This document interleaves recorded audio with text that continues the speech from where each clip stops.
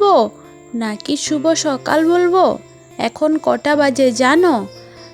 2টো বাজে। তো যাব হলো বাবার মাথায় জল ঢালতে কৈলাস মন্দিরে, তার জন্য আর কি 2টোর সময় উঠেছি। তো আমি থালা বাসনগুলো ধুয়ে নিচ্ছি, দিদিভাই ঘর মুছে নিচ্ছে। আর দেখো চারিদিক পাশ পুরো অন্ধকার হয়ে আছে, ভয়ও লাগছে জানো। এখন 2টোর সময় ভয় তো লাগবেই, তাই না? তো যাই হোক, আমার বাসন ধোয়া হয়ে গেছে, এখন উঠোনটা ঝাড় দিয়ে দিচ্ছি। বেশি ভয় লেগেছে আমার উঠোন ঝাড় দিতে এসে, মনে হচ্ছে আমার পিছনে কেউ আছে। আর ওই যে দেখতে পাচ্ছ রাস্তার দিকে পুরো অন্ধকার হয়ে আছে, কাঁঠাল গাছের নিচে আর কি, মনে হচ্ছে ওখানটায়ও কেউ বসে আছে, মানে সেরকম মনে হচ্ছে আর কি, মানে মনের একটা ভয় আর কি। তো যাই হোক, উঠোনটা ঝাড় দিয়ে তারপর স্নান করব। দেখো কি অন্ধকার হয়ে আছে। তো যাই হোক, গুড মর্নিং আমার প্রিয় বন্ধুরা, রাহুল দীপা লাইফস্টাইলে নতুন আরও একটি ভিডিওর সঙ্গে তোমাদেরকে জানাই অনেক অনেক স্বাগত, অনেক ভালোবাসা। তোমরা সবাই কেমন আছো? আশা করি সবাই ভালো আছো, সুস্থ আছো। ভগবানের আশীর্বাদে তোমাদের ভালোবাসায় আমিও কিন্তু বেশ ভালোই আছি, সুস্থ আছি।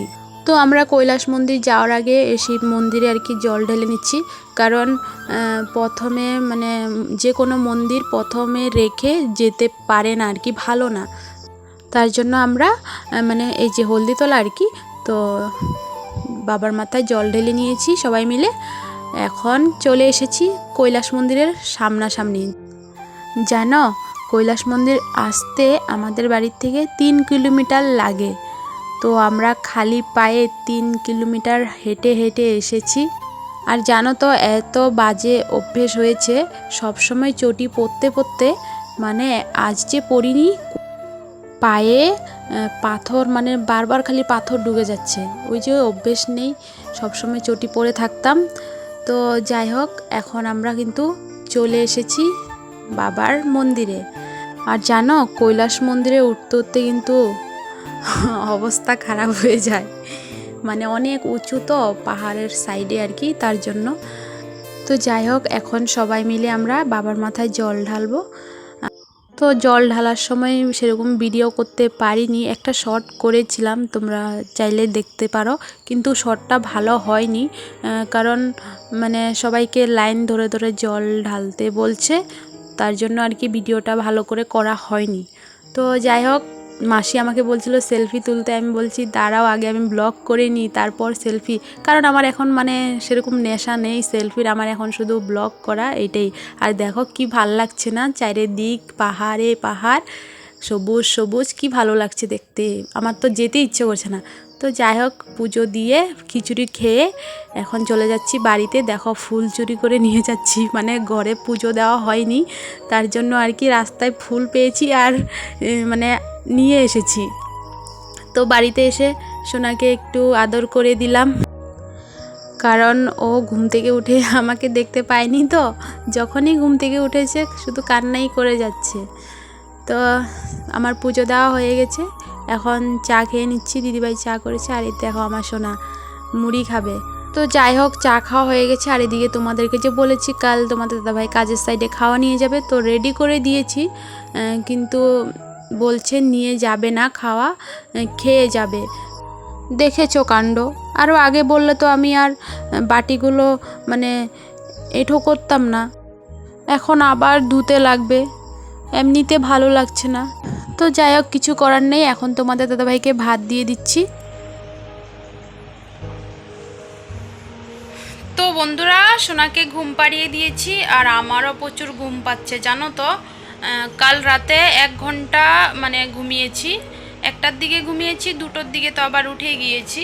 তো এখন প্রচুর ঘুম পাচ্ছে, তো এখন ঘুমোলে তো হবে না, কারণ ভিডিও এডিট করা হয়েছে, ভয়েস ওভার দেওয়া হয়নি, তার জন্য। আর জানো, পায়ে এত ব্যথা করছে, তো 6 কিলোমিটার হাঁটা হয়েছে, পাও তো ব্যথা করবেই, যেতে 3 কিলোমিটার, আসতে আবার 3 কিলোমিটার, তো হলো না 6 কিলোমিটার।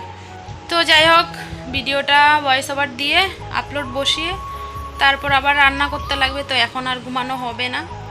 তো চলো বন্ধুরা, সাথে থাকো, ভিডিওটা দেখতে থাকো, চলো পরে আসছি। তো বন্ধুরা ভিডিও ভয়েস ওভার দিয়ে ভিডিও আপলোডও বসিয়ে দিয়েছি। আর সোনা কিন্তু এখনও ঘুমোচ্ছে। তারপর আমি চলে আসলাম টিফিন বানানোর জন্য। ওই যে বললাম এখন আর ঘুমানো যাবে না, রান্না আছে তার জন্য আর কি। তো কালকের একটু আটা মাখা আছে আর ভাতও আছে, তো একটু সয়াবিনের তরকারিও আছে। এখন রুটি করব আর ভাত আছে, যে এখন আলু ভাজা করব, তো মিলিয়ে খেয়ে নেব আর কি। তো চলো, আর মাসিও এসেছে, তো মাসিকে বলছি রুটি খেয়ে যাও। মাসি দেওরকে নিয়ে স্কুল গিয়েছিল, তো আসার সময় আর কি আমাদের বাড়িতে ঢুকেছে, তো বলছে খাবে না। আমি বলছি একটা খেয়ে যাও, তো বলছে ঠিক আছে তাহলে একটাই দাও। তো এই যে আমার রুটি বানানো হয়ে গেছে, মাসির জন্য বেড়ে নিয়েছি, মাকেও দিয়ে দিয়েছি, আর আমি আর দিদিভাই খাবো ভাত। চলো, এই যে মাসি খাচ্ছে এখন রুটি, তো এখন আমিও ভাত খাবো, খিদে পেয়ে গেছে।